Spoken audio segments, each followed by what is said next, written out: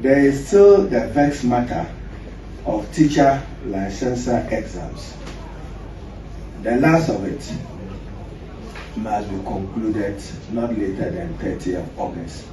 So, Chairman, if there is a last opportunity of those who sat and couldn't make it, that process should not travel beyond 30th of August. So you have to work with the registrar, get us a firm date, and we put that off. I should particularly commend you, Chairman, and members of your committee for making far-reaching recommendations on a more comprehensive and practical approach in assessing teacher readiness. This new model, which will guide the teacher licensure exams, goes beyond just solely paper-based exams. It incorporates assessment, supervised practicum evaluations, and structured mentorship programs, ensuring that newly trained teachers demonstrate not just theoretical knowledge, but actual classroom competence.